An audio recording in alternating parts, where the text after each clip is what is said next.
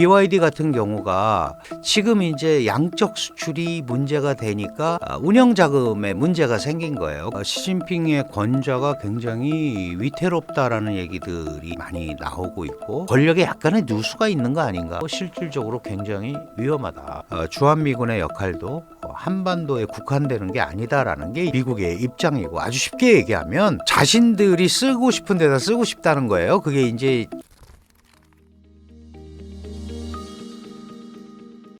지난주에 미중 2차 무역 합의 결론이 났습니다. 중국은 히토류 공급, 미국은 중국 학생의 미국 유학을 허용하는 게 주요 골자였는데요. 이 부분 어떻게 보셨는지요? 사실은 이제 미중 간의 무역 분쟁, 갈등, 이거는 뭐 트럼프 대통령이 전 세계를 대상으로 무역 전쟁을 했지만, 이제 미국이 밝혔듯이 중국이 주 타겟임이 이제 점점 드러났죠. 그러다가 4월 11일에 제네바에서 회의를 했고, 그래서 서로 115%씩 이제 상호 관세를 감축하기로 했습니다. 그래서 이제 중국은 미국에 대해서 10%, 미국은 중국에 대해서 30%, 30%도 굉장히 고율 관세예요, 사실은. 그렇게 갔는데, 그러면서 이제 그 당시에 그 90일간 이제 유예를 하고 뭔가를 해보자 이렇게 했었는데, 중국이 그 당시 히토류 수출 통제라든가 이런 것들을 안 하기로 했는데 약속을 안 지켰다. 이제 이렇게 나온 거죠.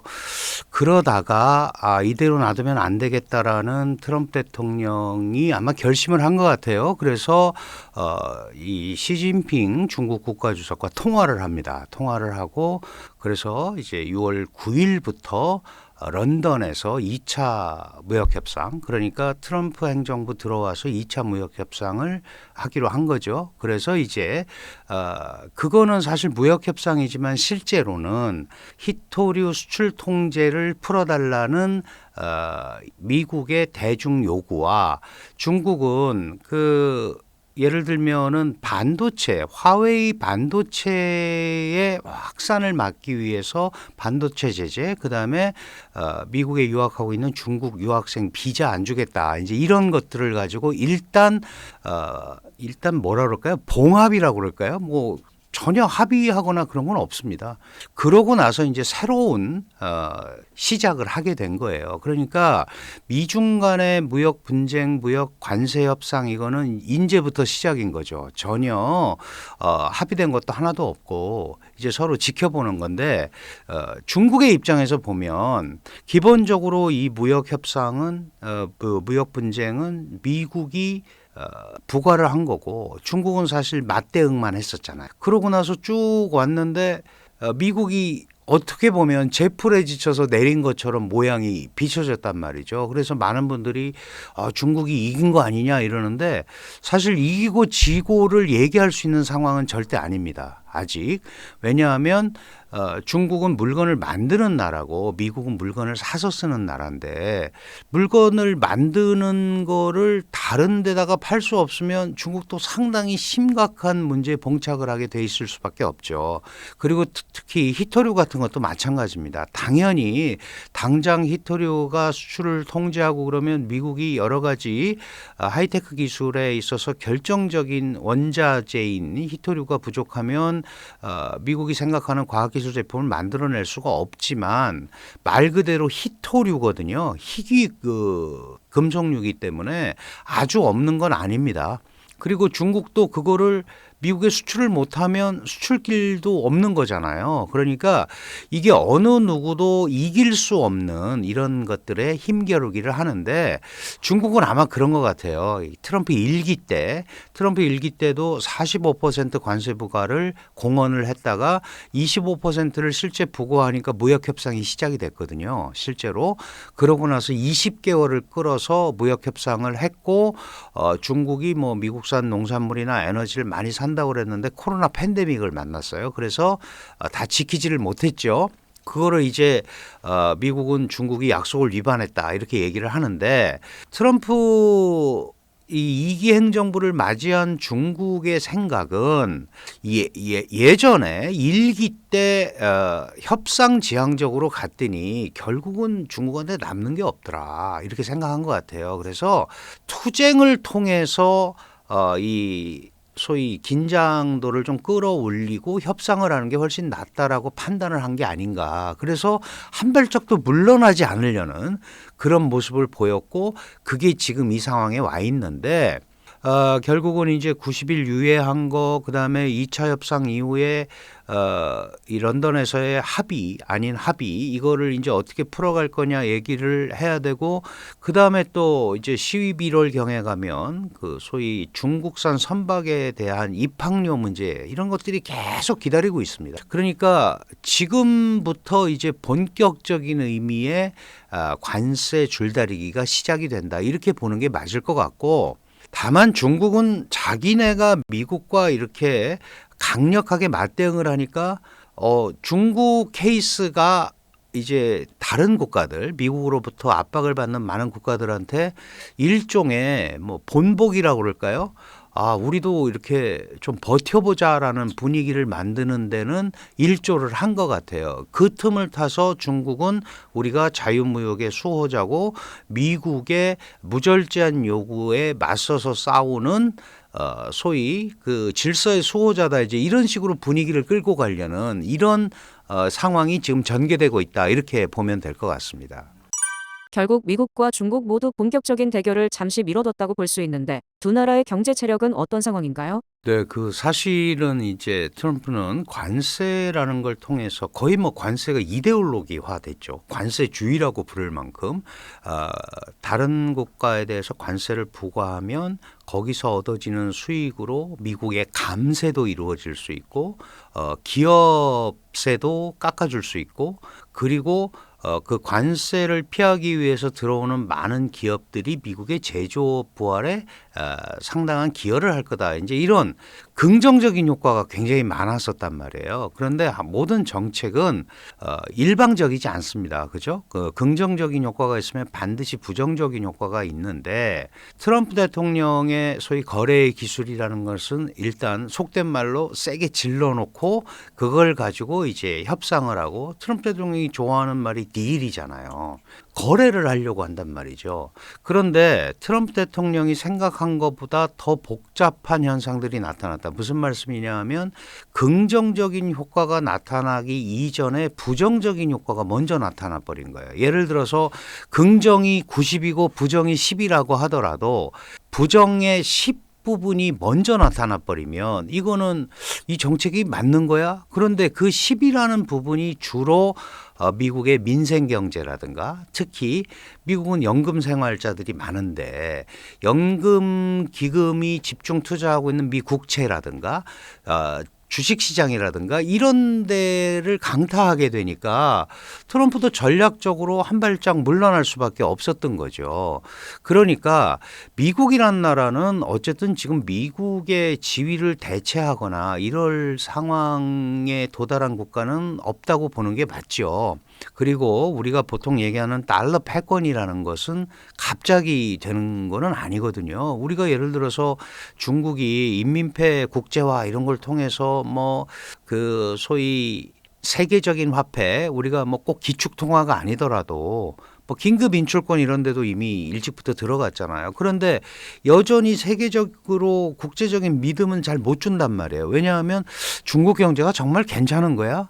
근데 우리는 미국 경제를 바라보면서 미국은 이제 망했다라든지 미국 경제가 완전히 엎어질 거라든지 이런 생각은 잘 안 한단 말이죠. 그런 것까지 갈 수 있는 나라는 지금 미국밖에 없다. 그렇다면 당연히 기초 체력이나 이런 것은 미국을 따라올 데가 없기 때문에 일정 부분 정책적 조정에 의해서 넘어갈 수 있는데 이제 문제는 중국이란 말이죠. 중국 같은 경우는 전 세계 제조업의 한 35% 가까이 차지하고 있고 글로벌 밸류 체인의 40%를 담당하고 있는 강력한 제조업 국가입니다. 그런데 문제는 물건을 만든다는 거죠. 그럼 이제 팔아야 되는 건데 이게 수출이나 이런 게 안 되면은 내수 시장에서라도 그게 돌아다녀야 되는데 그게 잘 안 되는 거예요. 그러니까 많은 방송이나 이런 데서도 자료나 이런 데도 보면은 항구에 그 수출하지 못하는 상당한 많은 그 제품들이 컨테이너 박스에 갇힌 채 이 항구에 쌓여 있는 이런 모습들이 보여지잖아요. 그러니까 버티는 거야 당연히 버틸 수 있지만 누가 타격이 클 거냐라는 거를 이렇게 좀 중단기적으로 생각해 보면 중국도 그 타격에서 자유로울 수가 없는 거죠. 그렇다면 미국의 대중 압박이나 중국의 대미 버티기나 사실은 결국 둘 다 손해를 볼 수밖에 없는 거 아니냐라는 게 일반적인 시각인데 그럼에도 불구하고 미국은 국민소득 8만 달러의 나라고요. 중국은 12,800불의 국가입니다. 그러니까 이게 예를 들어서 이제 경제 규모라든가 물론 뭐 인구라든가 영향력 이런 거는 중국도 상당히 따라왔지만 아직도 미국의 패권적 지위에 도전하기에는 아직도 좀 중국이 훨씬 아래에 있다. 그렇게 본다면 쫓아갈 수는 있지만 지금 넘어서거나 이러기는 어려우니까 중국도 이 부분이 더 이상 확전되는 거는 두려워하는 거죠. 그러다 보니까 이런 이제 합의라든가 이런 것들을 하는 겁니다. 그건 뭐 당연히 미국도 마찬가지죠. 그래서 지금은 그런 모색 단계라고 보는 거고 기초 체력으로 얘기하면 당연히 미국이 강하지만 미국도 이렇게 한없이 버틸 수 있는 건 아니거든요. 요즘 뭐 봐서 아시지만 우리는 왕이 필요 없다라는 그 소위 시위라든가 이런 것들이 계속되고 있는 거는 그건 국가 통치 행위를 하고 있는데 트럼프 대통령도 유리할 게 하나도 없습니다. 결국은 G7 회의에 가서도 얘기하다가 민주당 주지사들을 또 그렇게 하면 안 된다라는 그 미국적 국내 얘기를 다자회담에 가서 얘기할 정도로 트럼프 대통령도 급한 거예요. 그러니까 뭔가 이런 그 구체적인 흐름을 빨리 잡는 게 중요한데 아직 미국이나 중국이나 어려움에 처한 건 마찬가지다. 이렇게 봐야 될 것 같습니다. 원래 그 히토류 수출 통제도 45일간의 심사 기간을 거쳐서 하는 거니까 수출을 완전히 안 하는 건 아니죠. 다만 4월 11일 합의를 하고 나서는 그 이후에 수출된 게 없어요. 그러니까 45일이 안 됐잖아요, 사실은. 그러니까 충분히 검토해서 우리가 왜 보통 뭐 이런 거 하면 준법 투쟁한다 그러잖아요. 뭐 지하철 우리 파업이나 이런 거 할 때도 보면 그런 식으로 규정대로 하겠다는 거죠. 이게 사실은 2010년도 센카쿠 열도를 둘러싸고 이 중국과 일본이 대치하면서도 나온 현상입니다. 그러니까 중국은 미국이 어떻게 하는지를 보고 움직이겠다라고 해서 6개월을 지금 얘기를 해놓은 거고 그 안에 벌어질 일이 상당히 많습니다. 제가 좀 전에 말씀드렸던 그 소위 중국산 선박을 사용해서 수출입을 하는 입항료 문제라든가 이거는 또 해외 선사도 중국산 배를 운용하는 경우에는 거의 동일한 입항료를 부과하겠다는 거잖아요. 그러니까 그런 흐름들을 지켜가면서 하겠다. 그런데 중국이 얻은 소득이 있죠.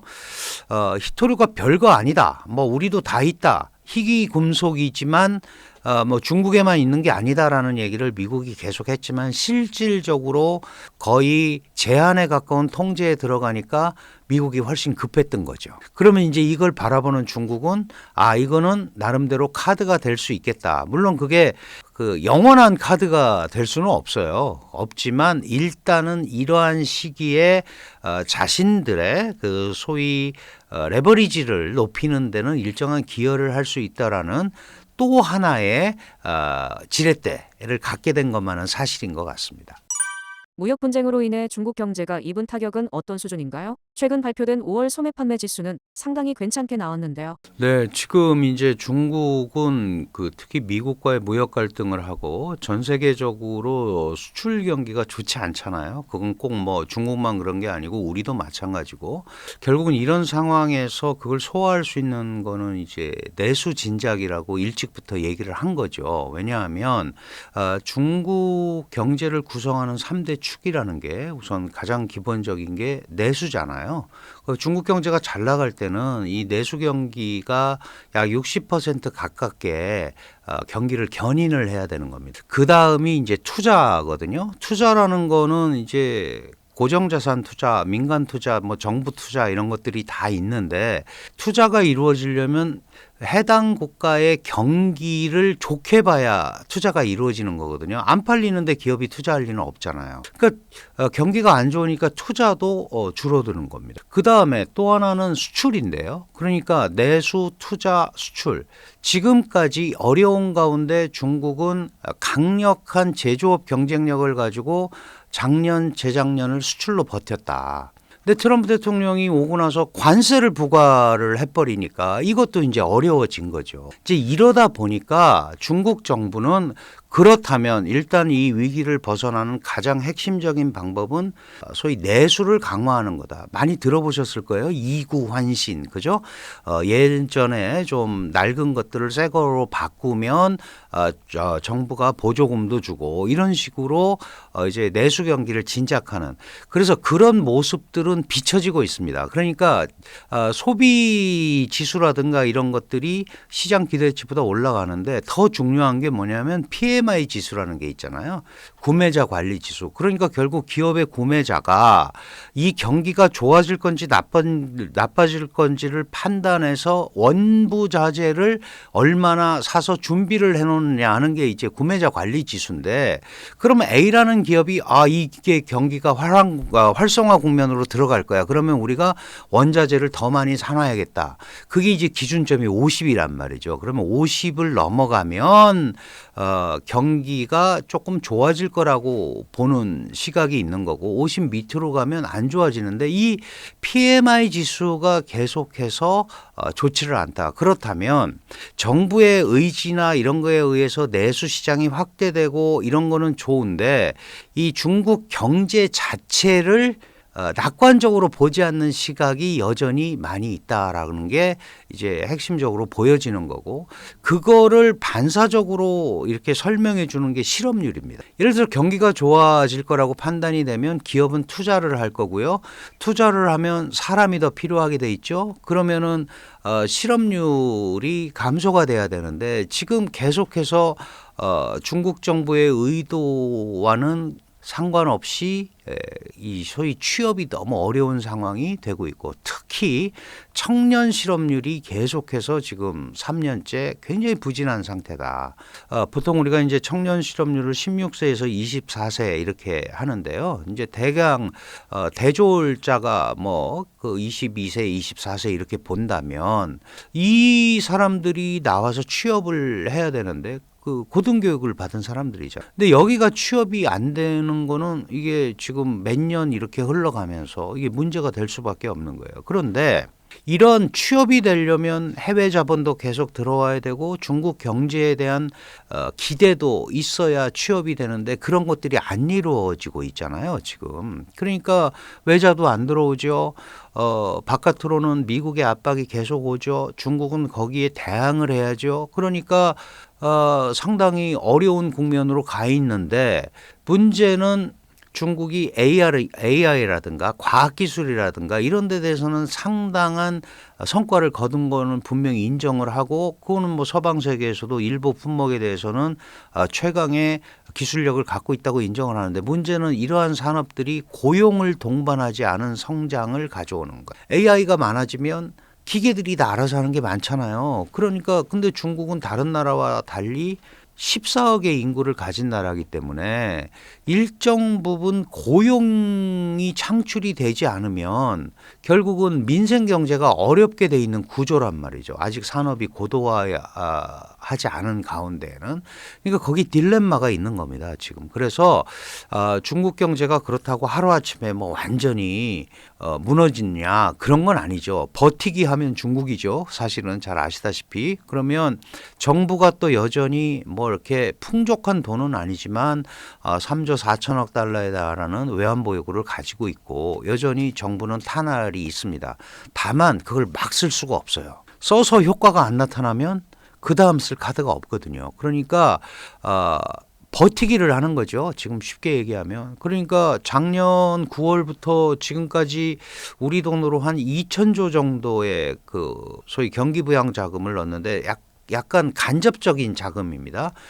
부동산 회사를 도산시키지 않기 위해서, 증권 회사를 도산시키지 않기 위한 운영 자금으로 들어가서 아직 그런 것들이 일반 민생으로까지는 가지를 않고 있거든요. 그럼 결국은 그런 부분들이 민생으로까지 가서 경제 심리가 회복이 돼야 중국 경제가 이제 회복의 길로 들어서는 건데, 지금 보면 굉장히 양극화한 현상을 보이고 있잖아요.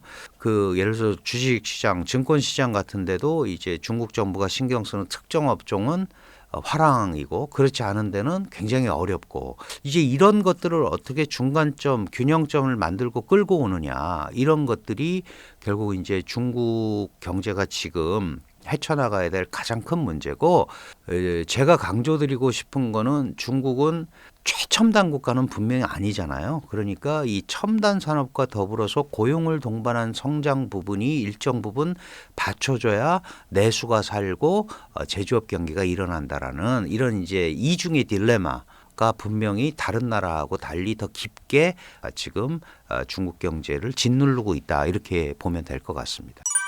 중국 대표 전기차 기업인 비아디의 심각한 부채 문제가 화제입니다. 실제 순부채가 60조에 달할 거라는 추정도 있고, 관련 딜러사들이 돈을 받지 못해 연쇄 부도가 일어나고 있다고요. 이 문제도 미중 무역 분쟁과 연결된 이슈라는 얘기가 있는데요. 네, 그 중국 경제 얘기할 때 우리가 이제 중국의 부동산 성장 모델이 그 오래되면서 폐해가 일어났고, 그래서 부동산 시장이 침체로 이어진 것처럼 중국이 이제 전기차, 특히 배터리의 강세를 통해서 전기차 시장을 통해서 또 다른 그 경제 활력소를 잡으려고 한 게 바로 이 자동차 시장입니다. 전기 자동차 시장이고, 말씀하신 대로 뭐 전 세계 거의 50% 이상을 지금 장악을 하고 있죠. 근데 이것도 성장 방식에 문제가 있는 겁니다. 지금 말씀하신 대로 뭐 1년짜리 채권을 주고 이렇게 해라. 그러니까 또 내부에서는 상당한 출혈 경쟁을 했던 거예요.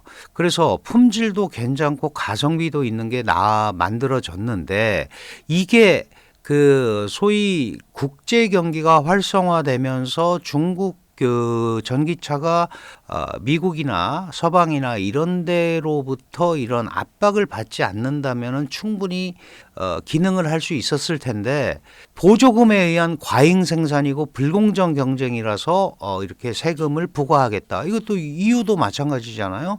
심지어 러시아까지 부과를 한단 말이죠. 그러니까 무분별하게 들어와서 자국의 시장을 완전히 교란시키게 되면 그거는 안 되는 거잖아요. 그러니까 BYD 같은 경우가 예를 들어서 이제 자신들은 우수한 품질력, 물론 이제 뭐 여러 가지 환경 기준이라든가 그다음에 마무리 처리라든가 이런 데 대해서는 분명히 문제가 있다고 판단이 되지만, 분명히 가격 경쟁력은 가지고 있거든요. 그러니까 그런 것들이 활성화되면 그 양을 가지고 커버를 할 수가 있었는데, 지금 이제 양적 수출이 문제가 되니까 운영 자금에 문제가 생긴 거예요. 그러면 정부가 한없이 그것만 또 BYD만 밀어줄 수는 없는 거거든요.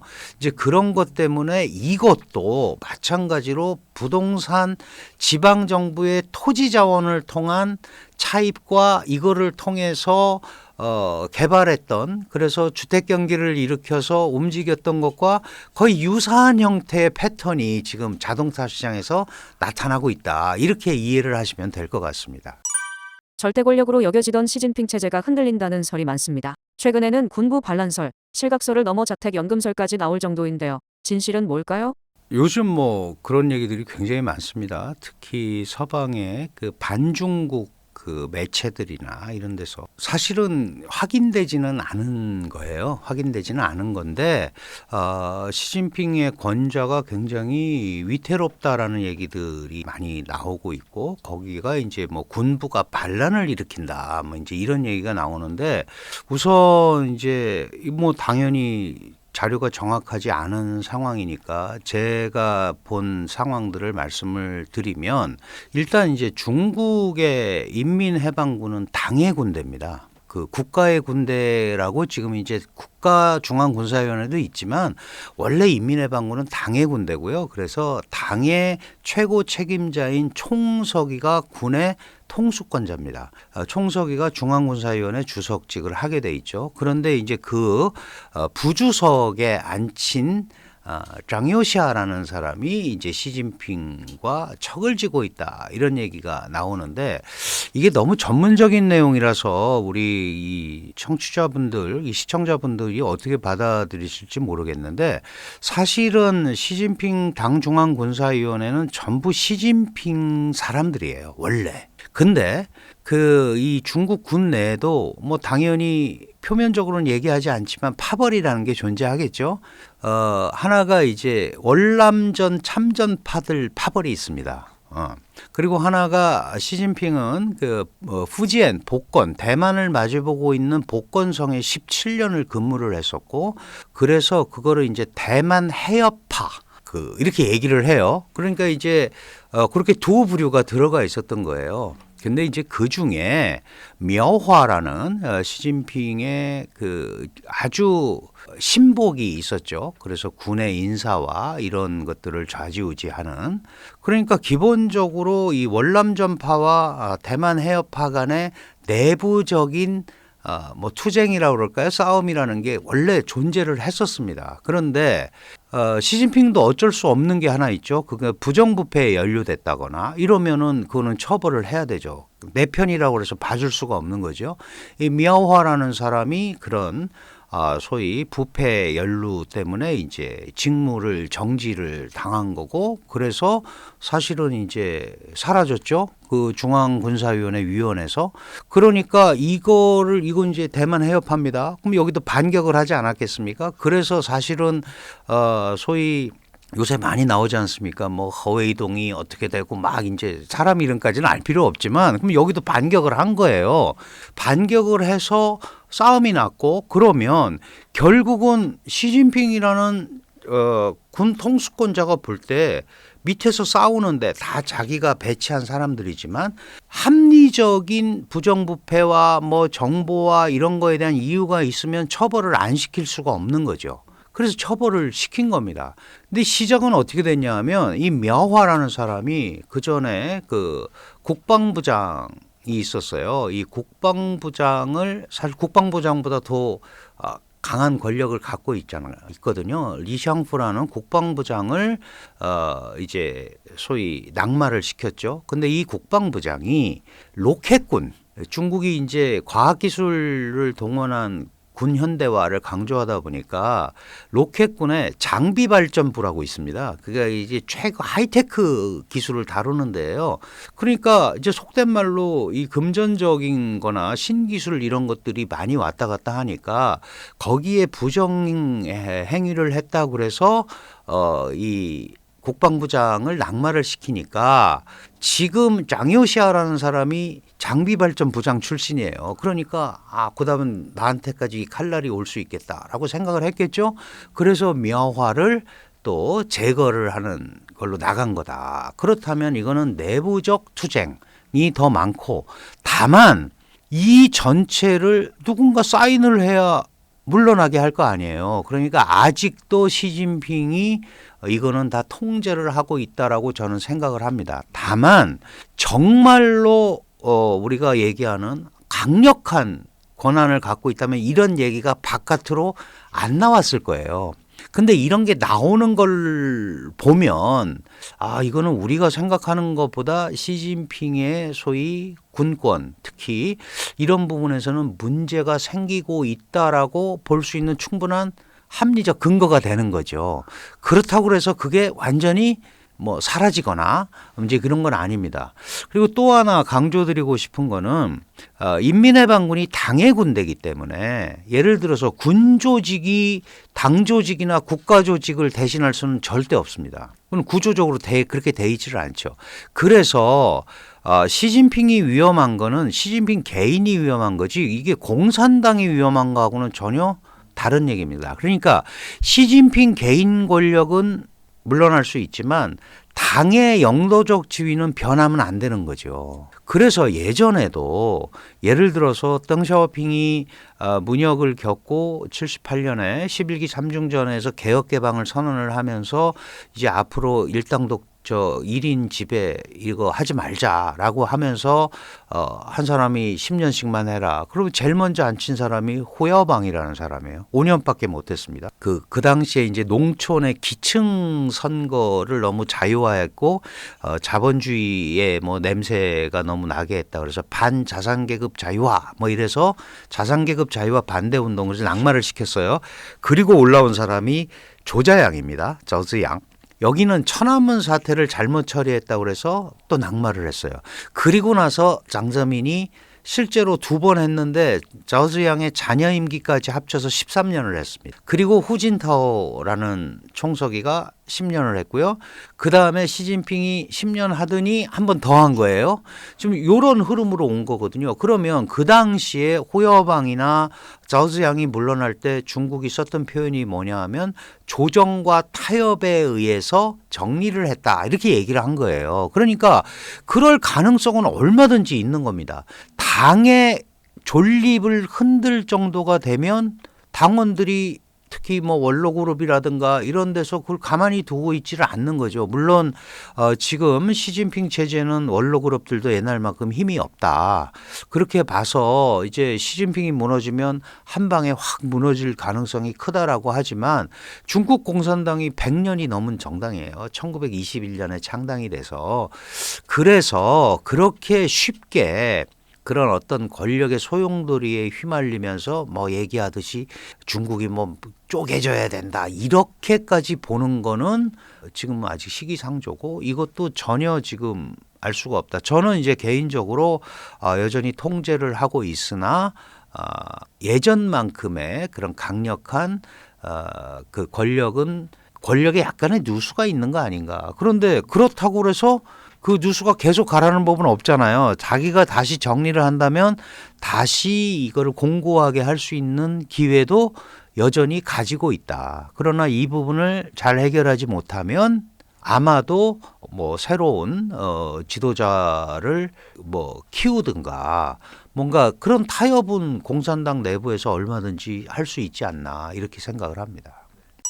최근에는 8월에 있을 사중 전회에서 후계자가 발표될 거라는 소문도 있습니다. 리틀 후진타오 후춘화 등이 거론되는데 이것도 뜬 소문에 가까울까요? 네, 그거야말로 정말 이제 구름 잡게 아니까 한 치 앞을 볼 수 없는 건데 그런 얘기들이 이제 나오는 거의 뜻은 지나친 그 1인 체제보다는 개혁과 개방 그러니까 서방 국가라든지 뭐 이런 데와 호흡할 수 있는 분위기를 만드는 사람이 와야 되지 않겠느냐. 이제 이런 뜻입니다. 그러니까 사실은 원래대로 하면 10년씩 하게 하면 두 번째 시진핑 임기에 후춘화라는 사람이 당 총서기로서 들어가게 원래 돼 있었고 총리감도 다 있었어요. 근데 이제 그런 부분들이 지금 사라졌잖아요. 근데 이제 후춘화 같은 경우는 공청단 계열입니다. 그 공청단 계열이라는 게 이제 후진타오, 리커창 이제 이런 체제거든요. 그러니까 여전히 그런 부분들이 훨씬 더 개혁 지향적이고 덜 1인 지배 체제적이다라고 생각을 하기 때문에 어쩌면 거기에는 이제 서방의 희망 같은 게 더 들어 있는 거죠. 예를 들면 왕양 얘기도 나오고 막 그래요. 그런데 이제 그런 것들은 지금으로서는 어떻게 얘기를 할 수가 없는데 다만 만약에 그런 조정과 타협에 의해서 후계 체제가 옹립이 된다면 중앙위원회를 통해서 언제든지 새로운 피가 수혈이 될 수는 있어요. 왜냐하면 중국은 공산당 대표대회를 5년에 한 번씩 하게 돼 있고 그때마다 이제 지도부를 바꾸는데요. 사실은 공산당 전국 대표대회가 폐회되는 기간 동안 중앙위원회가 중국 공산당을 대표한다라는 규정이 당장에 있습니다. 그래서 말씀드린 그 천안문 사태 때 낙마한 저즈양을 대신해서 지금이 이제 20기 사중전의 얘기를 저희가 하고 있잖아요. 1989년에 13기 사중전회 때 자오즈양이 낙마를 하고 장저민이 중국의 총서기가 되거든요. 그러니까 얼마든지 할 수 있습니다. 다만 그런 것들은 상당한 혼란을 야기시킬 수가 있고 그 당시에 그거는 땡샤오핑이라는 원로가 있었기 때문에 가능한 거예요. 원로가 있는 거는 그 옆에 원로 그룹이 있는 거거든요. 지금 시진핑은 거기까지가 그런 그룹들을 이 존재를 인정을 안 하고 와해를 시켜놨기 때문에 자칫 잘못하면 상당한 혼란에 빠질 수 있고 그거는 중국 공산당이 더 잘 알고 있죠. 그래서 뭐 그렇게 사중전회를 기해서 어떻게 될지 그것까지는 모르겠으나 일단 이제 여름에 8월에 북대하라는 데서 어쨌든 정치국 확대 회의가 열리고 그런 분위기는 우리가 조금 봐야겠죠. 그리고 지금 이제 그 에이펙 회의도 앞두고 있고 이런 가운데 미국과 결사항전을 하고 있는데 중국 입장에서 당의 최고 지도자, 국가 지도자가 이게 뭐라 그럴까요? 좀 삐걱거리는 모습을 보여주는 거는 중국한테도 전혀 도움이 되는 게 아니기 때문에 그 서방 세계의 기대하고는 달리 굉장히 나름대로 중국식으로 처리를 할 거다. 그래서 표면적으로는 그렇게 크게 소리가 안 날 수도 있는 흐름이 나올 수도 있다. 다만 예전 같으면 안 나왔을 얘기들이 나오는 걸로 봐서는 뭔가 어딘가에는 이전보다는 약간 속된 말로 구멍이 나는 부분이 많이 생기는 것 같다. 이렇게는 볼 수 있을 것 같습니다. 5월 19일에 시진핑이 나타나고 벨라루스 총통을 인민대당에서 안 만나고 그러니까 지금 연금돼 있는 거 아니냐 뭐 이제 이런 얘기도 나오고요. 그런데 지금 G7 하는데 한 아프리카 정상회담 한다고 시진핑이 이밀보에 또 나옵니다. 그러니까 아직은 그럴 정도 통제력을 잃은 정도까지는 아니고 그리고 그렇게 잃기도 쉽지 않을 거다라는 생각을 저는 개인적으로 하는데 뭐 정치가 생물이니까 이게 무슨 일이 벌어질지는 모르는데 우리가 너무 그 확인되지 않은 소식에 의해서 그렇게 특별히 일희일비할 필요는 없을 것 같아요. 공산당 군부의 권력 지형 변화로 대외 전략의 변화가 있을 수도 있을까요? 특히 강경파들에 의한 2027년 대만 침공설은 항상 제기되는 문제이기도 한데요. 글쎄요, 이제 사실은 시진핑이 중국의 꿈의 완성은 대만과의 통일이다. 그래서 통일 대업을 완성을 해야 된다. 그리고 2027년까지 전쟁 준비를 마쳐라. 침공하라고 하지는 않았고요. 전쟁 준비를 마쳐라고 한 겁니다. 이거는 그 여러 가지 의미가 있는데 2027년이 지나면 사실은 뭐 전쟁이라는 거 봐서 아시지만 러시아가 우크라이나한테 저렇게 오랫동안 쩔쩔매고 물론 뭐 우크라이나가 잘 버틴다 이런 차원으로 말씀드리는 거는 아니지만 전쟁이라는 게 그렇게 쉽지가 않은 거거든요. 오죽하면 세계 2위의 군사 강국이라고 할 수 있는 러시아가 북한한테 포탄을 그죠? 그 도입을 하고 북한 군사를 그러니까 좋든 나쁘든 간에 용병으로 갖다 써야 되는 이런 일이 벌어지겠습니까? 그러니까 결국은 이제 27년까지 맞춰 놓는데 이 상황을 자세히 보면 이게 마침 또 27년에 사선에 또 걸려 있기도 하고 또 인민해방군 창건 100주년이기도 하고 여러 가지 상징적 의미가 있단 말이죠. 그러다 보니까 이제 그쪽으로 많이 연결을 시키는 건데 사실은요, 그 중국이 그래서 무력으로 만약에 대만을 침공했다. 이긴다는 보장이 있으면 할 수 있겠죠. 그런데 그 쉽지 않을 겁니다. 왜냐하면 대만과 미국 간에는 소위 그 대만 관계법, 그 다음에 2022년에 타이베이법 이래서 이제 지원을 해주게 돼 있고 인도 태평양 전략에 아주 중요한 역할을 하는 그런 지역으로 대만이 지금 돼 있잖아요. 그러면은 미국의 필요에 의해서 포기하기가 굉장히 어려워지는 거거든요. 그렇다면은 시진핑이 중국 중화인민공화국의 입장에서 지금 이 대목을 과연 내가 해서 승산이 있는지, 그렇게 해서 또 대만을 획득했을 때 우리한테 무슨 이득이 되는지를 지금 당장 계산을 해야 되잖아요. 엄청난 서방 세계의 제재에 시달릴 거고, 러시아하고 다릅니다. 러시아는 석유 가스만 팔아도 먹고 살 수 있지만 중국은 석유 가스 세계 제1 수입국이고요. 마찬가지로 물건을 안 팔으면 안 되는 국가입니다.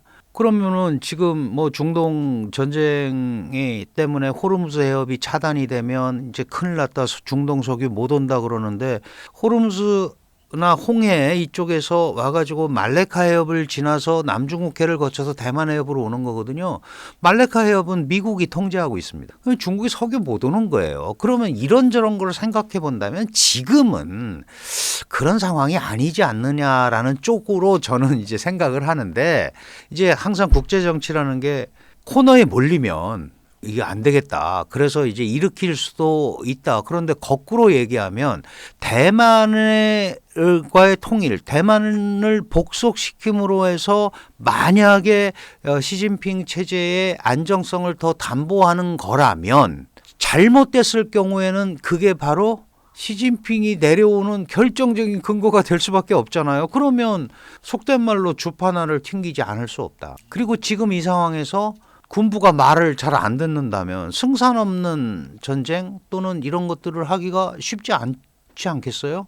그러니까 이런 것들을 종합적으로 고려해 보면 카드로 가지고 있는 것이 훨씬 더 나은 거 아닌가라는 생각을 하는 거고요.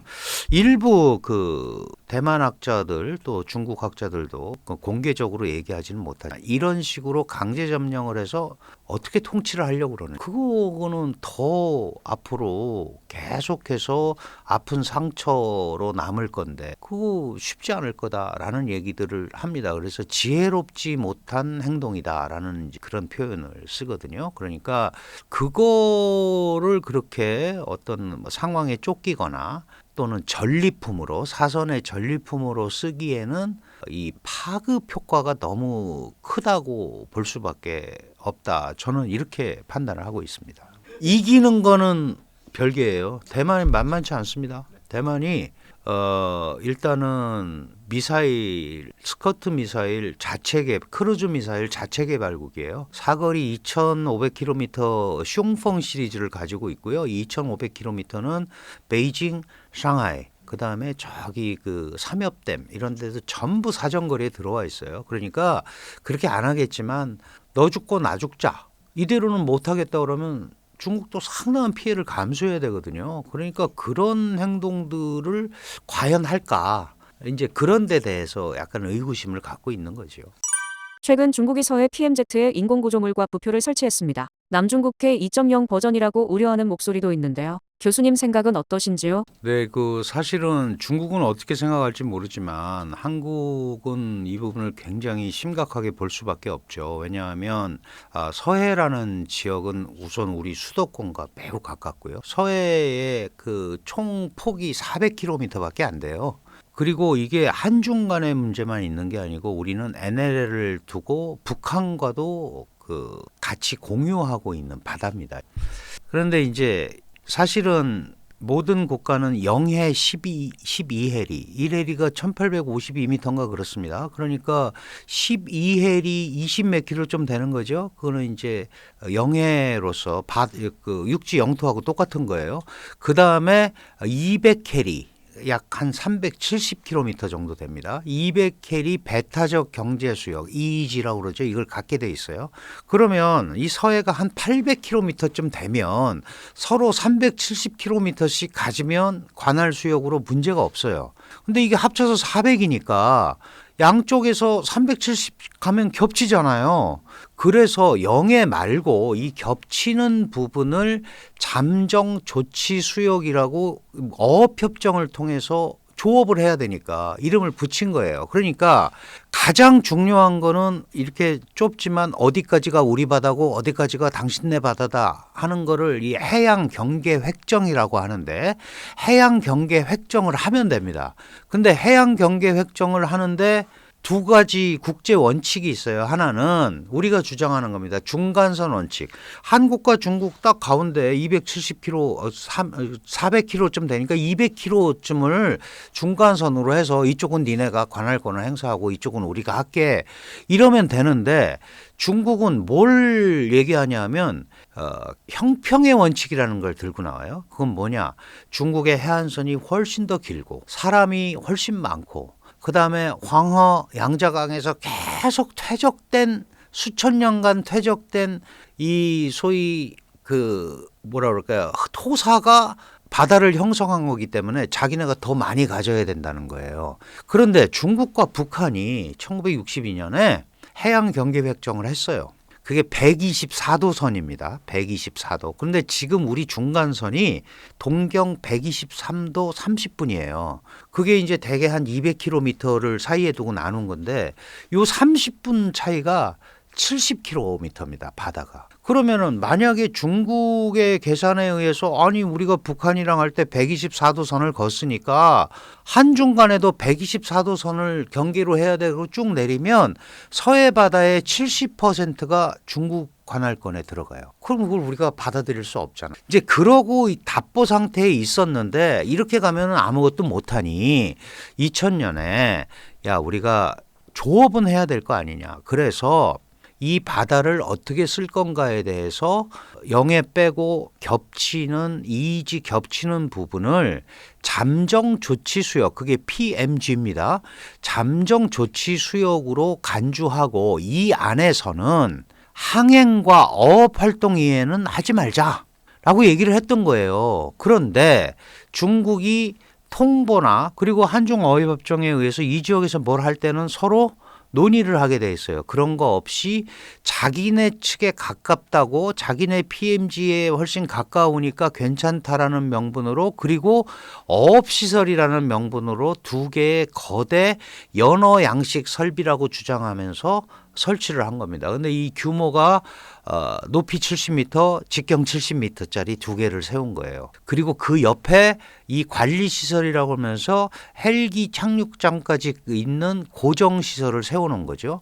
그러니까 이것도 사실은 갑자기 오래 세운 게 아니고 이미 예전부터 조금씩 해온 거죠. 그리고 얼마 전에는 이렇게 우리가 이 해안 양식 시설을 그럼 조사하자고 그러는데 안 보여줬잖아요. 그래서 우리 해경과 중국의 해안경비대가 대치하는 상황까지 벌어졌었어요. 이렇게 숨기면서 우리가 이런 강력한 항의나 이런 걸 하는데도 불구하고 또 부표를 또 세 군데 더 설치했습니다. 근데 방송이나 신문에서 보셨겠지만 부표라는 거는 이제 배의 항행 길을 잡아주는 표시인데 이게 마치 기지 같은 이런 이상한 모습의 과학기지 같은 이런 부표들을 설치를 해놨단 말이죠.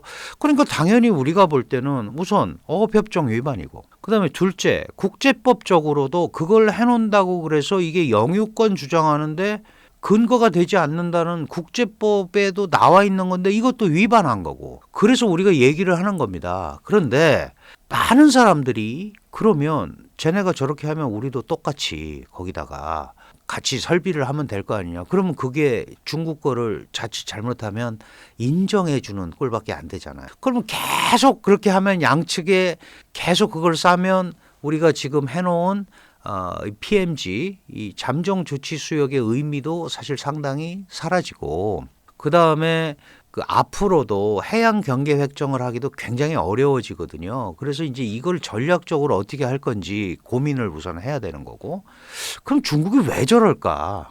이제 이게 고민이잖아요. 그 서해안이 뭐 양식을 연어를 많이 하기 위해서 한 것 같지는 않지 않습니까?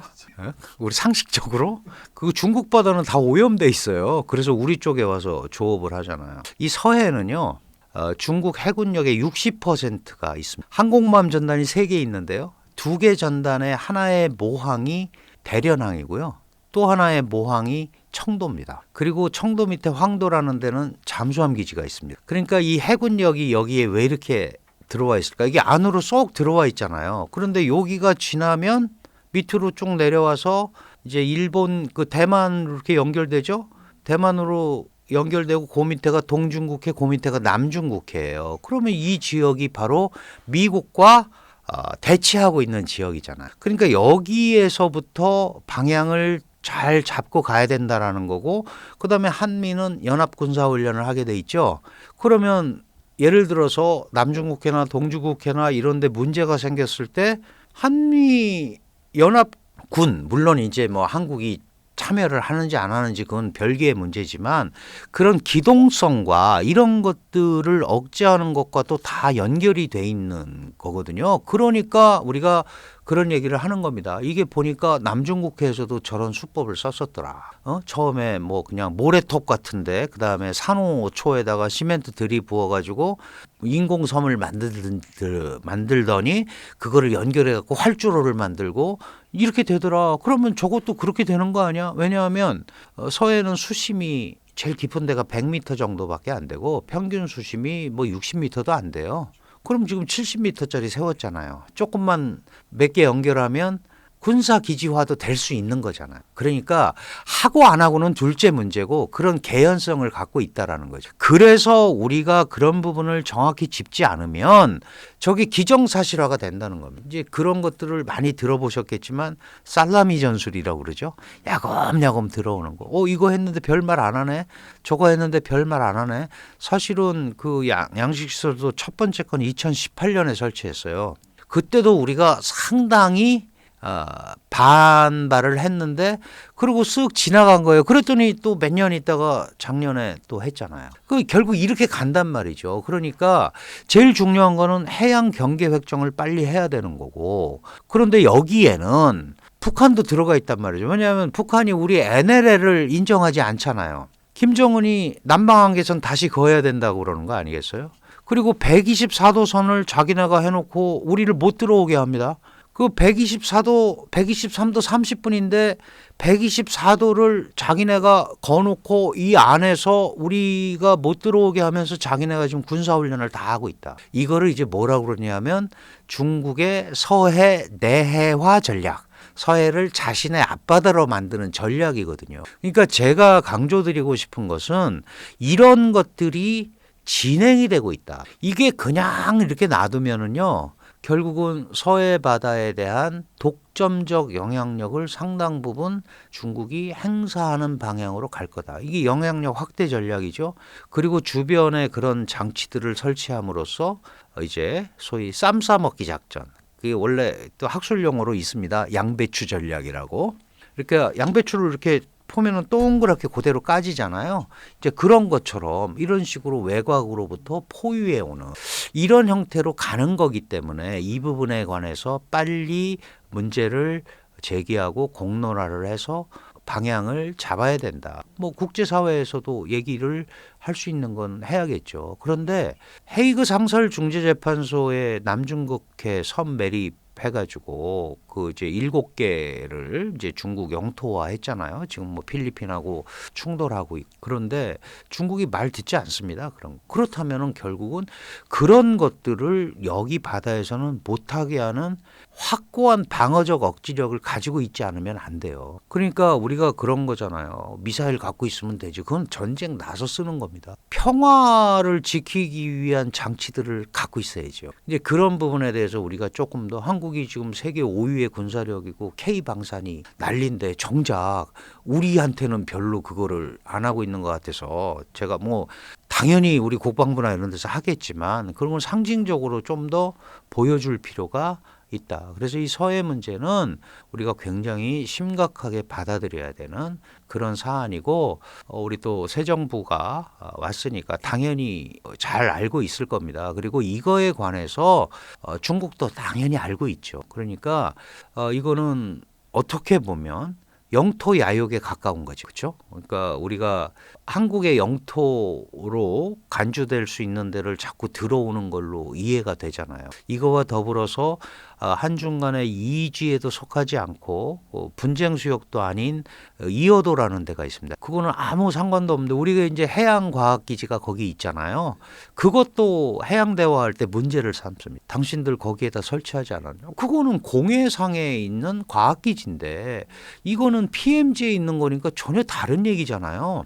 이제 이런 부분에 대한 우리가 정확한 국제법적 대응이나 이런 것들을 통해서 사실은 해양 경계 획정을 하면 자기네 바다로 되면 거기다 뭘 하든지 우리가 얘기할 수 있는 상황은 아니에요. 다만 지금은 그거를 잠정 조치 수역으로 공동 관리하기로 했잖아요. 그래서 이쪽에 와서 여기는 우리 쪽에 와서도 당신들이 조업을 할 수 있다. 그래서 뭐 1년에 1,600척 뭐 이렇게 허가를 해준 거잖아요. 근데 불법 조업을 하지 않습니까? 막 9,000척, 10,000척씩 와서 한단 말이에요. 그러니까 이런 것들의 약속도 안 지켰는데 거기에 대해서 우리가 확고한 대응이 조금 지금은 뭐 세게 하는 걸로 알고 있지만 부족했고 그러다 보니까 이제 중국한테 저런 빌미들을 조금 주는 거 아닌가. 이제 그런 점에서 우리가 국민들도 그렇고 좀 경각심을 분명히 가져야 된다. 그런 것들을 등에 업어야 정부도 얘기를 할 수 있는 거거든요. 잘못하면 뭐 정부가 뭐 만들어서 마치 하는 것처럼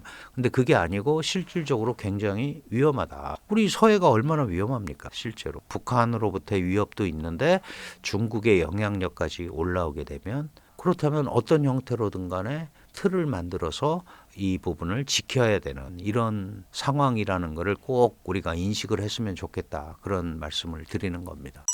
중국과 필리핀의 남중국해 영유권 갈등도 이렇게 시작되었다고 하던데요. 당시 필리핀은 어떻게 대처했었나요? 필리핀은 사실은 이제 미국이 그 필리핀 자체가 중국에 대항하기는 굉장히 어렵잖아요. 그러니까 미국을 뒷배 삼아서 헤이그 상설 중재 재판소라는 데 제소를 했어요. 그래서 이거는 원래 섬이 아니다. 원래 이제 해양법에 의하면 섬이 되려면요. 자연수가 나와야 됩니다. 자연수. 그래야 사람이 살 수 있잖아요.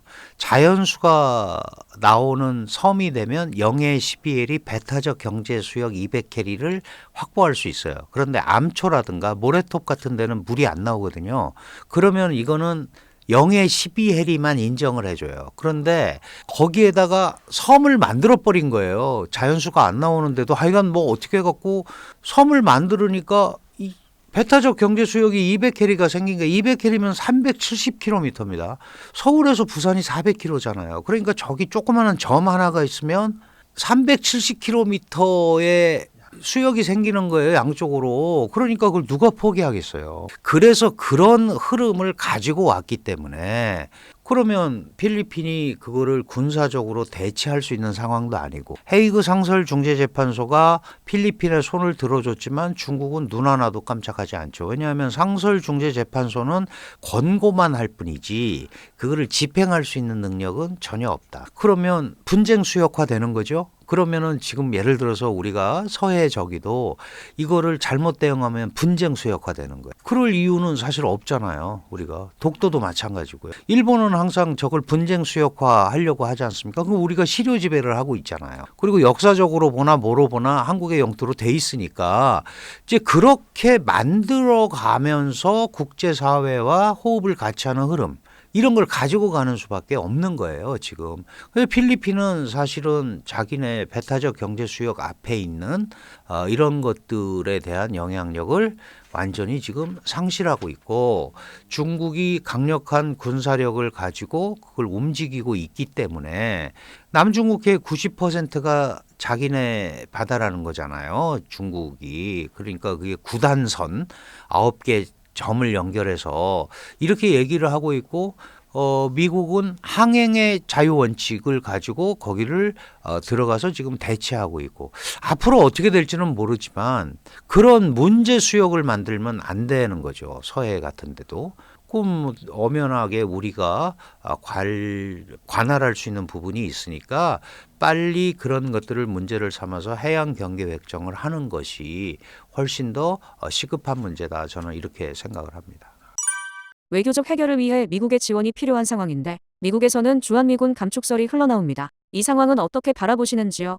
그 미국이 지금 이제 한국에 대해서 강조하고 있는 거는 이제 주한미군의 전략적 유연성이라는 게 있는 거죠. 그게 이제 뭐냐 하면 우리는 이제 주한미군을 북한을 억제하는데 초점을 맞추고 있지만 원래 그 한미 동맹이라는 이 상호 방위 조약은 미국의 태평양 전략과 관계되어 있습니다. 그래서 북한 견제보다는 퍼시픽 에리어라고 분명히 써 있어요. 그러면 태평양 지역이니까 다 들어가는 거죠. 근데 이제 중국의 부상이 나오니까 결국은 주한미군의 역할도 한반도에 국한되는 게 아니다라는 게 이제 그 미국의 입장이고, 아주 쉽게 얘기하면 자신들이 쓰고 싶은 데다 쓰고 싶다는 거예요. 그게 이제 전략적 유연성이고, 얼마 전에 뭐 트럼프한테 보고가 아직 안 됐다 얘기가 나왔지만 이 일개 여단 지금 이제 28,500명 우리 주한 미군이 있는데 그중에 일개 여단이 한 4,500명 정도 되거든요. 원래도 순환 배치를 했었어요. 그거를 이제 자기네들 필요한 데다가 뺄 거다 뭐 이런 건데, 그거 사실 빼도 상관없습니다. 한국이 가지고 있는 전략적 가치라는 거는 미국이 볼 때도 분명히 있는 거거든요. 한국이 있음으로 해서 북한도 견제하고 북러도 견제하고, 그죠? 중국도 견제하잖아요. 그러면은 뭐 여단이 있다 없다 뭐 이것 때문에 문제가 되는 건 아닙니다. 한국에 28,500, 그다음에 일본에 뭐 56,000명인가 있어요. 이게 합쳐서 8만 명이 넘잖아요. 미국의 전 세계 주둔군이 한 20만 명 되는데 이쪽에 다 몰려 있는 거예요. 그만큼 여기가 요충 지역이라는 뜻이잖아요. 그 핵심은 뭐냐? 중국이 군사력을 가지고 태평양으로 뻗어 나오는 데 대한 불편함, 이런 게 들어있는 겁니다. 괌, 하와이, 그리고 본토잖아요. 그 시진핑이 국가 부주석 시절에 오바마를 만나서 한 유명한 말이 있죠. 태평양은 미중 양국을 같이 품을 만큼 넓다. 태평양을 너네 앞바다처럼 얘기하지 마라, 이제 그런 얘기입니다. 결국은 이제 그거를 해나가는데 핵심이 아시다시피 해군력이잖아. 그래서 지금 항공모함 전단을 3개 만들었고, 전 세계 항공모함 전단이 26개 있는데 미국이 11개고, 다른 그 과거 구소련도 2개밖에 없었어요. 2대밖에. 근데 지금 3개를 만들고, 4번째는 핵추진 항공모함으로 만든다고 그러고, 2050년까지는 10개의 전단을 만들. 그럼 이제 미국하고 대등한 위치로 가겠다는 거죠. 그래서 트럼프 대통령이 한국한테 이제 함정 숫자에서 워낙 밀리니까 이제 한국의 조선업과의 협력을 얘기하는 거고. 드론과 로봇으로 완전히 바뀐 현대전판도 중국도 첨단 군사력에 열을 올리고 있습니다. 이러다가 미국을 따라잡을 수도 있을까요? 당연히 뭐 중국은 첨단 분야에 대한 것도 굉장히 빠르게 움직이고 있습니다. 사실은 2015년 12월 30일에 이제 시진핑이 군 개편을 하는데요. 미국 같은 연합 작전 능력을 가진 인민해방군을 만들겠다. 이게 강군의 꿈이라고 그러죠. 우리가 중국몽 얘기 많이 하는데 강군몽이라는 것도 있어요. 과학기술로 무장된. 그래서 로켓군을 만들었고요. 그게 원래 옛날에 제2포병이었는데 그런 쪽으로 굉장한 노력을 기울이고 있습니다. 이제 선택과 집중이라는 차원에서 보면 이제 미국을 따라가는, 완전히 미국과 어깨를 나란히 하는 무기는 아니지만 유사한 체제를 그대로 다 가지고 있고, 중국이 강조하는 거는 사실은 지금 육해공 연합작전 능력을 할 수 있는 국가는 미국밖에 없다라는 게 정설이에요. 그렇죠? 왜냐하면 어쨌든 뭐 전쟁을 하면 점령은 지상군이 해야 되고, 그다음에 하늘과 바다가 입체 작전이 이루어져야 되는데 이거를 할 수 있는 나라가 없어요. 러시아도 못하지 않습니까? 소련도. 중국은 그런 나라가 되고 싶은 거예요. 하늘에는 뭐 미국식으로 얘기하면 B1B가 뜨고, 바다에는 여러 척의 항공모함이 있고, 그다음에 강력한 지상군이 들어가고, 이런 걸 만들고 싶어 하는 거거든요. 그런데 지금은 아시다시피 러시아 우크라이나 전쟁을 보면 알지만 드론전이라든가 그 미사일 뭐 이제 이런 그 과학기술 전쟁이 돼버렸단 말이에요. 지금 중국이 뭐 이제 전투도 그 로봇들을 시킨다는 거 아니에요? 휴머노이드형 로봇. 그러니까 이게 앞으로 이제 전쟁 양상도 확 달라질 거예요. 이거의 포인트가 AI지 않습니까? 이 AI 칩의 핵심이 반도체잖아요. 그래서 사실 이중용도 물건으로 제품으로 간주가 돼서 통제 대상이 되는 거거든요. 그러니까 중국은 계속해서 이 부분을 확대 발전시키려고 애쓸 거고, 그게 소위 시진핑의 국가 목표인 과학기술로 무장된 사회주의, 과학기술로 무장된 군대, 이거를 만드는 포인트다. 그러니까 이거는 지켜봐야 되는 거죠. 중국이 어떤 형태로 움직일지. 어려움이 따르겠지만 일단은 중국은 거기에 최대의 초점을 맞추고 있는 거고, 그 부분을 제어하기 위한 소위 기술 통제, 이거는 앞으로 미국에 의해서 계속 이루어질 수밖에 없다. 그러나 어느 순간이 되면 집중 투자가 오면 따라올 수밖에 없는 거죠. 이제 그런 지금 상황에 있는 겁니다. 중국이 1년에 1200만 명 정도의 대졸자가 생기는데요. 그중에 반이 스템, 그 이공계 졸업생이에요. 그러니까 이런 투자와 정부의 지원과 이런 게 겹쳐지면 일정 부분은 추격이 가능할 수 있다. 이렇게 보는 게 맞을 것 같습니다. 유럽과 중동의 전쟁에 이어 동아시아 지역의 긴장도 점점 고조되는 상황입니다. 한국의 안보, 이대로 괜찮을까요? 어떻게 대응해야 할까요? 북한도 북한 수준으로 구축함을 만들 수 없는 상황임에도 불구하고 이제 띄웠는데 좌초했죠. 그러다 다시 지금 세워서 괜찮다 이렇게 얘기를 하는데, 그거는 러시아의 도움이 없으면 아마 그 시도도 못했을 거예요. 그러면 결국은 이 지역은 이렇게 복잡하게 지금 벌써 흐름들이 나타나고 있기 때문에 우리도 꼭 무슨 북한이 제일 중요하죠. 그러나 이 지역의 평화, 여기에 대해서는 한국이 일정한 역할을 충분히 할 수 있는 거죠. 꼭 미국 편을 들겠다는 게 아니고, 그죠? 그런 부분에 대해서는 우리가 역할을 할 수 있는 부분은 해야 되지 않나. 다만 우리한테 제일 중요한 거는 북한의 위협을 어떻게 상쇄시키는. 그런데 상쇄시키는 방법은 여러 가지가 있습니다. 그죠? 군사적으로 대치하면서 상쇄시키는 방법도 있고, 분위기를 만들어서 하는 방법이 있고, 다자적인 어떤 흐름을 통해서, 예를 들면 우리가 기대하는 거는 중국의 대북 역할 이런 거잖아요. 그런데 북한은 그런 거 안 하고 중국 마음에 안 든다고 러시아와 손잡았고, 그다음에 이제 트럼프 대통령과 직접 대화하기를 원하고, 트럼프 대통령이 러브레터를 또 보냈잖아요. 근데 북한이 접수 안 했단 말이에요, 지금. 이제 이런 줄다리기가 계속 될 거기 때문에 우리는 그런 부분에 대해서 충분히 인지를 하면서 이 최소한의 억지적 방어력, 이 부분은 확고하게 있다라고 얘기를 하는 것이 중국한테도 그렇고 북한한테도 레버리지가 될 수 있어요. 사실 그 전에 북한이 핵 갖고 있는데 남한도 큰일 났다. 그런데 왜 자꾸 싸우려고 그러느냐 그러는데, 사실 핵 빼고 나면은 우리가 북한한테 질 이유가 뭐가 있죠? 전쟁하면 안 되지만 GDP도 60배지, 인구도 2배지, 재래식 전력 말할 것도 없지. 그러니까 그런 거 가지고 한국의 위험성을 만약에 중국이나 이런 데가 얘기하는 거는 더 이상 이제 먹히지 않는 얘기거든. 그러면은 진정으로 이 부분을 안정적으로 유지하려면 어떻게 해야 되는지를 과거와는 다른 형태로 접근을 해야 된다. 그러면 한중간에도 북핵 얘기해야 돼요. 어렵다고 안 했었잖아요. 골치 아프니까. 근데 그러지 말고 진짜 저게 문제고, 저것 때문에 우리는 사드를 했다고 그러고 배치했다고 그러고, 중국은 원래 북핵 문제가 옛날부터 있었는데 웬 갑자기 사드냐. 저 사드는 우리를 겨냥한 거다. 그럼 니네 한미일 삼각 협력이 그런 거 아니냐. 그게 기본적으로 우리 입장에서는 북한의 위협이 1번이기 때문에 그렇다라고 얘기를 할 수밖에 없잖아요. 그러면 그 부분에 관한 흐름을 좀 잡아주면 한중간에도 공간이 훨씬 생길 수 있다는 얘기를 할 수 있어야죠. 그게 바로 설득 아닌가, 저는 그렇게 생각을 합니다. 그래서 지금 군사력으로 중국이 미국한테 막 완전하게 대등하게 이렇게 할 상황은 아직은 아니고, 다만 그냥 놔두면 상당한 부분으로 올라올 수는 있죠. 그러면 사실 지금 잘 아시다시피 핵을 가진 국가들끼리는 전쟁을 하지 않는다.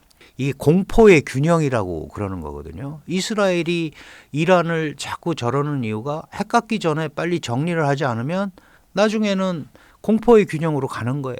서로 때릴 수가 없죠. 체급의 문제가 아니고, 서로 한 방씩 하면은 아마 재기불능에 타격을 입게 될 거기 때문에 그거를 막기 위해서 지금 저러는 거란 말이죠. 그렇다면은 그런 남북한도 방향성을 분명하게 잡고 가야 되고, 우리가 이제 북러 관계를 우려하는 거는 핵을 갖고 있는 국가들끼리 저런 거를 지금 사실은 군사동맹을 다시 부활을 하고 이제 이랬기 때문에 이 문제가 생기는 거거든요. 그럼 남북한 유사 문제가 생기면 러시아도 이제 그 조항대로 하면 뭐 자기네 듀마를 거쳐야 된다고 하지만 참전할 수 있고, 그다음에 중조 5호 조약에 의해서 중국도 올 수 있고, 그걸 누가 원하겠어요. 그러니까 그런 부분들이 가지 않도록 하는 노력을 이제 양자 대화를 한중도 진지하게 할 필요가 있다. 이런 흐름으로 이 군사력의 균형, 이것들을 잡아야 될 것 같아요.